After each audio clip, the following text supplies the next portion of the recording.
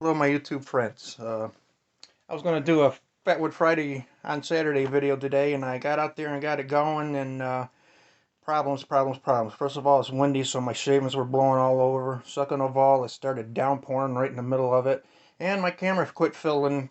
Even though I did manage to get the damn thing lit, I didn't get it on film. So I just said to hell with it. It's not going to happen today. But I did want to put out a video anyway, so I thought what I'd do is show some of the. So I got a few knives that I gotten over the last 6 or 8 weeks. I thought I'd show. Excuse me if I sounds like I'm talking a little funny. I had oral surgery done on Wednesday. My jaw is still very swollen and bruised, so I'm talking a little funny. I apologize for that, but hopefully you can understand me all right. First one I got was an old cold steel, which it's in carbon V steel, which they haven't used in a long time, and it was made in the USA, which cold steel hasn't made knives in the USA, and I don't even know when. And I didn't even know this knife particular model existed. It's called the UWK, which is an underwater knife, which I don't know why they call it that, because this to me would not be a dive knife, but whatever. It's a takeoff on the old SOG buoy. Unfortunately, it did not come with the original Secure X sheath. I actually like this sheath better, but for collector purposes, it would have been nice to have the sheath. I do have the original box. It's still in good shape. But came with this nice leather sheath. It's decent enough. I don't have no real complaints about that. Other than, like I said, for collector reasons, I would have liked to have the original sheath. But the knife is still in very good shape, and you can see it's basically a knockoff of the SOG buoy.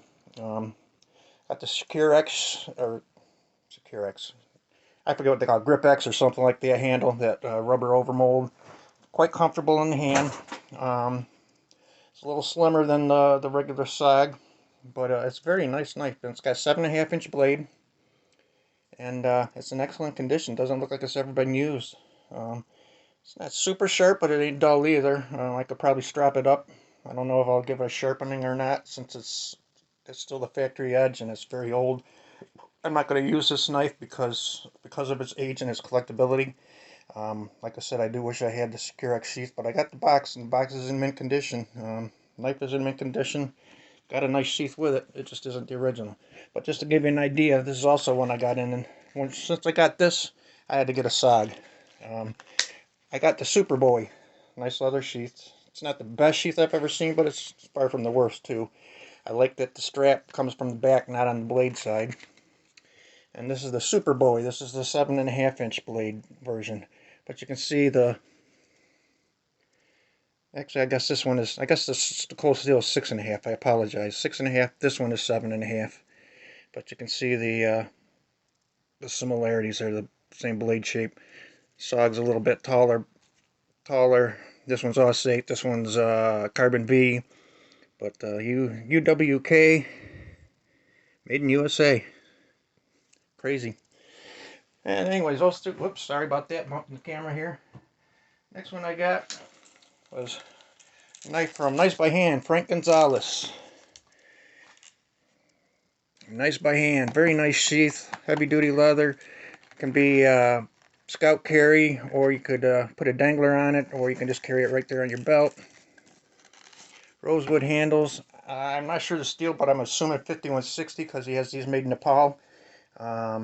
That's pretty much what they use over there, but it's very nice, big beefy blade. I forget what this one is. What is this? I want to say it's an 8-inch blade. Yeah, 8-inch blade, just a titch over, 1/8 and 1/8 maybe. Nice thick spine, very comfortable in the hand. Rosewood handle. Be a good chopper. I can tell this kind of it's not balanced, way out of balance. I mean, the balance is pretty much right there in the choil, but it feels just. I can tell it's just gonna, if you choke back here, this will be a good chopper. I'm pretty sure. 5160 tough steel. Very nice. Just thought I'd give you a quick peek at it. Hopefully I'll do a little, better, more fuller review later on it. I'm just trying to get some content out for everybody today. My last one I just got a couple days ago. I've been looking at the Lion Steel M5 for a while now. I thought it was an attractive knife. I was kind of deciding if I wanted this or the T5. I was leaning towards the T5. But then I saw this one. The M5 comes in Sleipner steel, which is it's not a bad steel. It's good, tough steel. Fairly stain resistant. It's kind of an upgraded D2, I guess. It's not a bad steel at all. I have no complaints about it. but I saw this Knife and Tools exclusive, which is a knife retailer in Europe, and it's in a CPM 3V. So I jumped on one. Very nice Italian leather sheath, handmade, excellent quality. Very, very nice sheath. You don't see many leather sheaths that are moly compatible. That's pretty nice. Very, you know, it'll fit a most any belt. Very good quality sheath. And then there's the knife. Good looking knife. Green micarta handle. Micarta's good. It's very comfortable. Got just a little bit of a Coke bottle shape to it, but not overly exaggerated. It just fits my hand very good. It's just really comfortable. Rounded spine. A lot of people don't like that. They won't scrape a fire steel. But I gotta tell you, that's very comfortable. Any kind of thumb push, thumb assist cut, that's very, very comfortable. And you know, I got strikers. I got the saw on my Swiss Army knife, or the saw, my Baco Laplander or whatever. The spine on those will all scrape a ferro rod, so I don't worry too much about that. It would be nice, but I could square up the spine, but I'm not gonna. That's really nice. I really like that rounded spine. Got a little smuts on it. I used this for my fatwood today. But there you go. It looks like it's got an ever so very, very slight hollow grind on it. I actually thought it was flat grind. It looks like a flat grind. You can't really tell, but if you lay a straight edge on it, you can see just a sliver of light underneath it. But it's so slight that it's not going to cause any problems with structural problems with the knife, especially being made out of 3B. They say they harden it to 62. If that's true, that's a great hardness. Bark River usually goes between 60 and 61 on theirs, and their knives have always held up very well for me, so I don't expect this one to be any better, or any worse rather. Possibly better, but I don't know about that. But yeah, very comfortable knife. Just a good size for just general all-around field use, whether bushcraft or cleaning game, whatever. Got a slight tactical look to it with a clip on it. It's just a great knife. I'm really, really happy with it.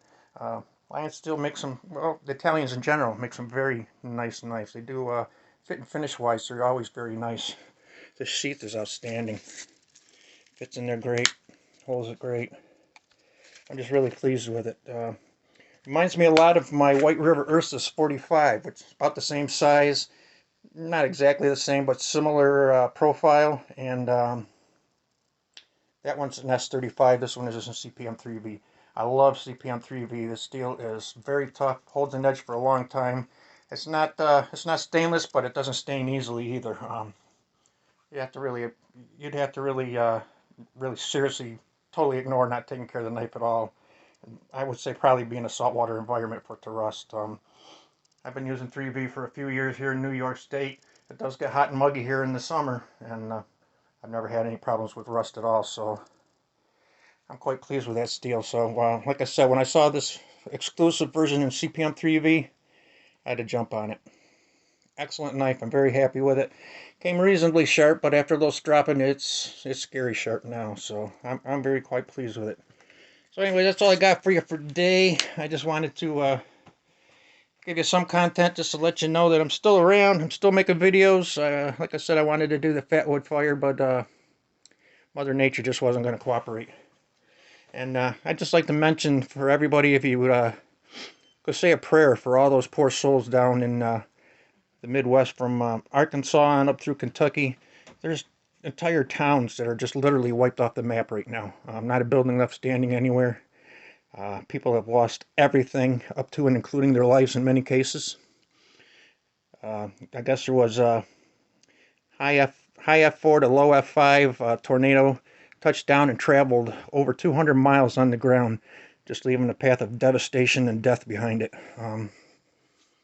So for all those poor souls out there, keep them in your prayers. For the survivors, that pray that they are able to recover and get back on their feet and rebuild.